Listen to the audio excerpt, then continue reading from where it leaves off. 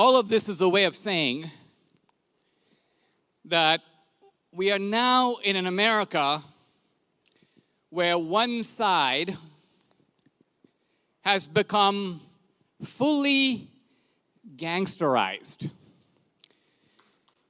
Fully gangsterized. And virtually all of our strategies for dealing with the opposition are based upon the idea that they are well-meaning but deluded. Even right here at dinner, what are some things that we can do to fix the election laws? So many other countries can fix their election laws overnight. It's not that we can't fix our election laws. It's not that we lack the knowledge. It's that one party benefits from systematic and coordinated cheating, and that party will do everything it can to block any effort to fix the election laws.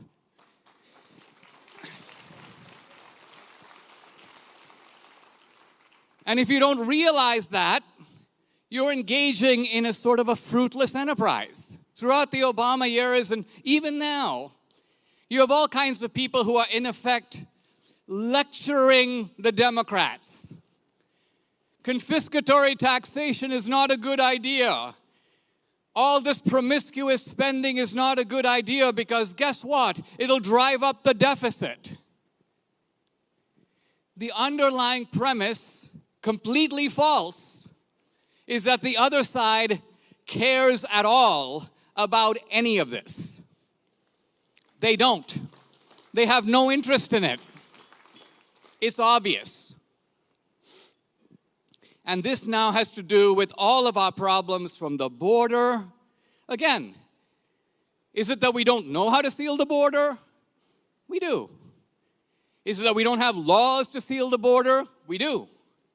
It is that the gangsterized side benefits from a porous and open border, and it doesn't matter how much we shriek about child trafficking and the MS-13 gangs. They have decided, as the old Marxists used to say, that if you want to make an omelet, you have to break some eggs. So their idea, just avert our gaze from all that stuff. Not that we are for it, we just don't care. Our goal is what we have to single-mindedly pursue. And I got to say that a little part of me has to respect the single-minded ruthlessness of these gangsters. They're real gangsters. They know how to be gangsters. I kid you not when I say that if they had the ability to take all of us in this room and lock us up for a year just for being here, they would do it. They would do it. That's how they think. Now, this, to so many of us, is so preposterous that we have difficulty getting our head around it. We kind of can't believe it. It's kind of like if I were to tell you, and this is the point of my most recent film, Police State, that there are ordinary guys, not Trump, ordinary guys going about their business, and these are guys who wake up at 6 in the morning, their front door is bashed open, FBI agents and police and people with armored vests and automatic weapons. There's a helicopter overhead. They're dragged down the stairs and into the street where their neighbors come and gawk at them. And this is happening in America, and it's happening regularly. And if I tell you this, you're like, I don't even know how to think about that. Because if it hasn't happened to you, if you've never heard the helicopter over your living room, it's a little surreal. It's like being in a movie. You can't believe it. Now, this brings me to kind of the heart of my message to us as conservative activists. What is it that drives the complete and naked chutzpah of the other side? I mean, what makes them feel confident that they can run roughshod over free speech? What makes them think that they can stack the court? What makes them think that they can take the leader of the opposition party and hit him, not with one, not with two, but with 91 criminal charges, put him in jail for life? Something unheard of in this country's history. What makes them think that they can mobilize and militarize the intelligence agencies of the government and turn them against Republicans and patriots and conservatives and Christians? What gives them the guts to do that? And here, my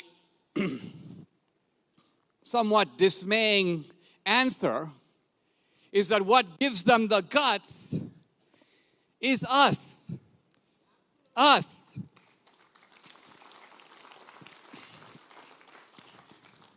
You've heard the phrase critical race theory. Now,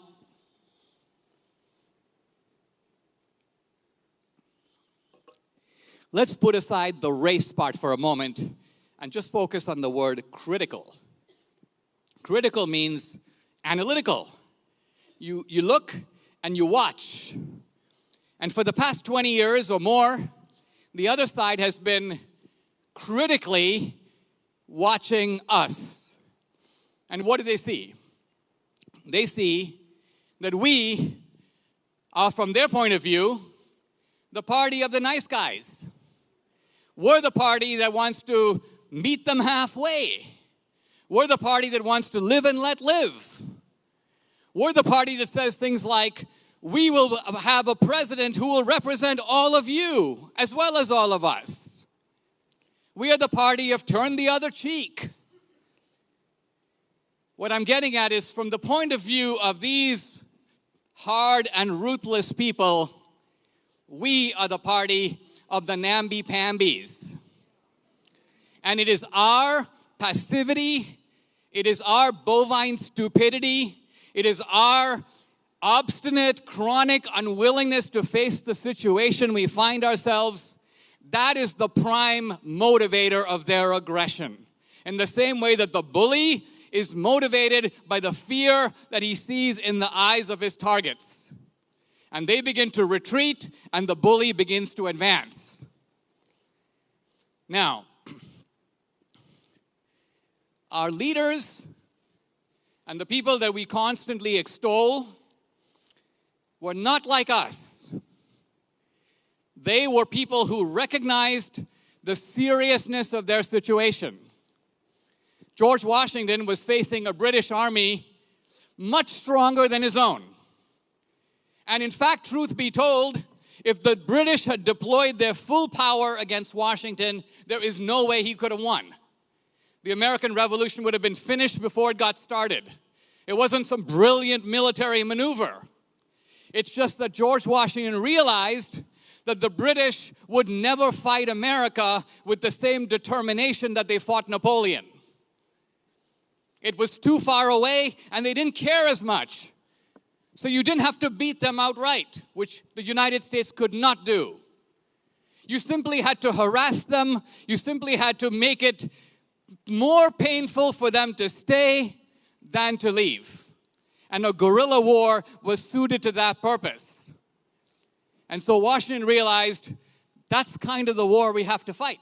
We have to inflict enough pain on them that they're going to want to pack up and go home. Abraham Lincoln, well, he sort of started out on the namby-pamby side, I have to say. He was sort of what we would today call a rhino. What I mean by this is that the real fire-breathing Republican was Seward. But Seward, before the Civil War, had given a rather tactless speech in which he had called the irrepressible conflict, and the Republicans ran scared. He's sounding a bit like an extremist. Let's go get the rhino from Illinois, who has a softer image, and they got Lincoln. But very interestingly, when Lincoln came to Washington, Lincoln realized that the Democratic Party had become fully gangsterized. And so when the Civil War came, this is one of the ironies of history, Seward essentially went rhino. Seward said, let's work it out with the South. We don't really want a civil war. Let's compromise. Let's extend the Mason-Dixon line all the way to California. Slavery south of the Mason-Dixon line, no slavery north of it. Everybody can live with that. And the person who said no was Lincoln. Now, a couple of years later, in the early 1860s, for the first time, the Union Army deploys black troops. If you've seen the movie Glory, it's a kind of snapshot of that. There weren't a lot of black troops, and the Civil War was a white man's fight. But there were some. But the Confederates were outraged. Their view was, it is so insulting for us to even have to fight against black troops that they issued an edict. Jefferson Davis signed it. Any black Union soldier captured by the Confederacy will be executed. And this came to the attention of Lincoln. And Lincoln issued he issued a declaration that I dramatized in one of my films. You can see Lincoln, he's boarding a train. He's enveloped in smoke. And, do you mind passing me a tissue, please? Or just a napkin? Oh, and just off the table. Oh, yeah. Are you sure?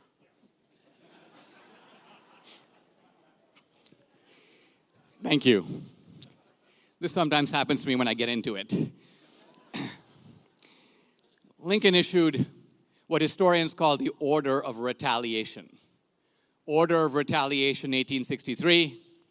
For every black Union soldier captured and executed by the Confederacy, one Confederate captive will be shot.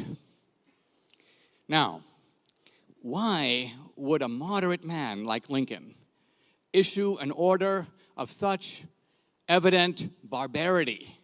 An order that today could never survive the Geneva Convention. Shocking in its implications. But, and this is why I'm telling you this, Lincoln's view was, you have to do to them what they are doing to us. Because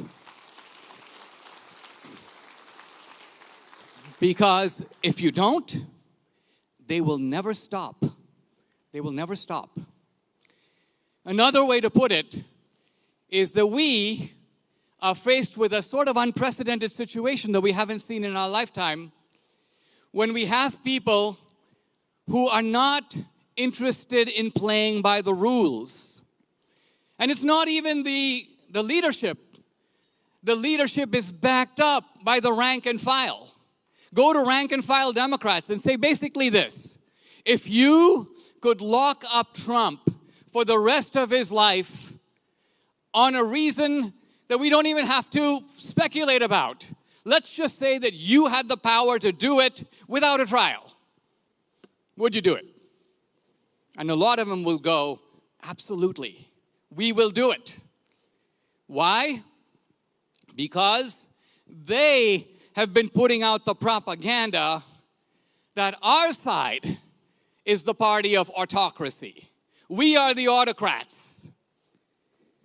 Trump is the uber autocrat. Now, if Trump is a dictator, he's literally the worst dictator in the history of the world. I have never seen more dictatorial incompetence than from that man. What dictator isn't running his own DOJ?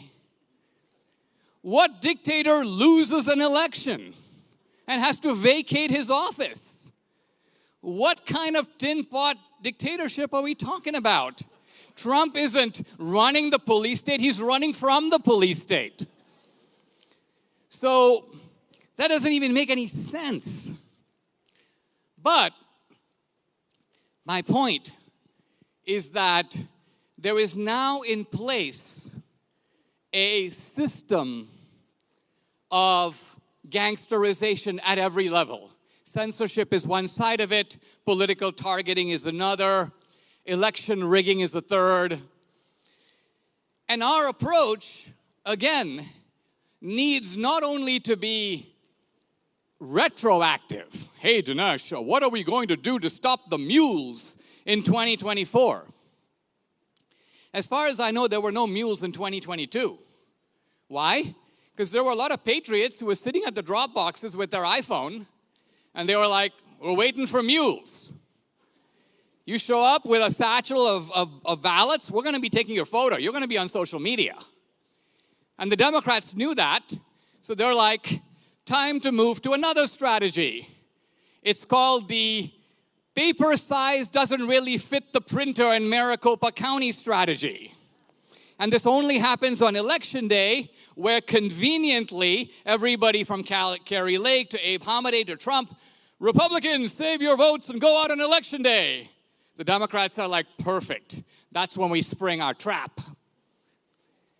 And in 2024, it could well be something completely different. So the point being, not just that we need an RNC that goes, we need to do some absentee ballot harvesting. Really what we need to do is start thinking like the other guy. What we really need to do